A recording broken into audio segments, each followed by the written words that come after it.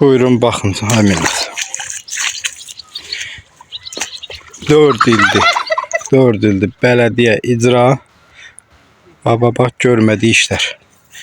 4 ildir mən araya koyublar. Sabah həll eləyəcək, bir gün həll eləyəcək. Sabah həll eləyəcək, bir gün həll eləyəcək. 150 metr Şirəkeşə yaxın duran yoxdur. Nə bələdiyyəsi, nə su idarəsi, nə icrası. 4 ildir şəhət eləyirəm. Qəbullarında olan ancaq deyirlər get pul ver gedək qazaq. Pul verməsən sən iş görməyəcək. Məndən 500 manat pul istəyirlər 150 metr yerə. Baxın baba. Gecə saat 4-dən baba gecə saat 4-dən qalmışam suyun içində. Tüm malım, heyvanım hamısı suyun içindədir. Baxın. Bax bu gecə. Tüm mal, heyvan hamısı suyun içində olub. Zülüm çəkib, fəhlə eləyib, bir dam düşmüş. Hamısı suyun içindədir. Baxın. Bax. Hamısı suyun içindədir.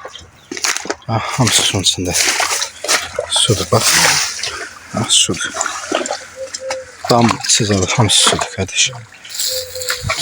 4 ildir mən araya qoyuram. 4 ildir. Hansına deyirəm deyir get pul ver gedək qazaq. 500 manat pul istəyirlər məndən. Bələdiyyə evindən çıxmır, mavinin göndərir. Mavində çatan kimi deyir pul ver gedəm qazım. Gəlim qazım. 150 metr yerə bu Navoyda Salyanka işlədir ki məndən 500 manat da pul istəyir. Bunlar nə işi görürlər, nəyə yarayırlar onu bilən yoxdur. Bunlar ancaq deyir ki ver bizə yeyək. Pulu ver yeyək biz.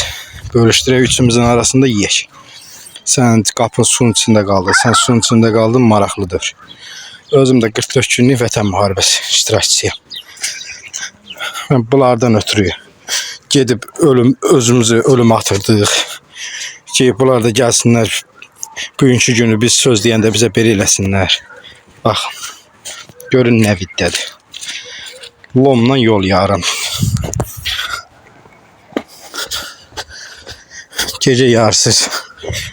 Gece yarısından bura lomla yol yarım. Ki su axsın. Hamısı suyun içindədir.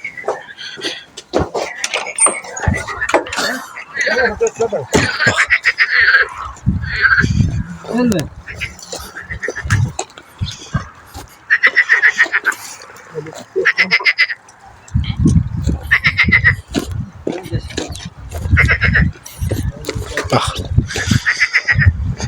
Kardeş bakmırlar. 150 metr Şirəkeş kanalına bakmırlar. Dey bak. Bak lomla yarmışam. Şahsanımla lomla yarmışam. Bak. Yol yarmışam. Ki su axsın. Su axıdıram baba. Görürsünüz. Bakmırlar. Heç biri bakmır.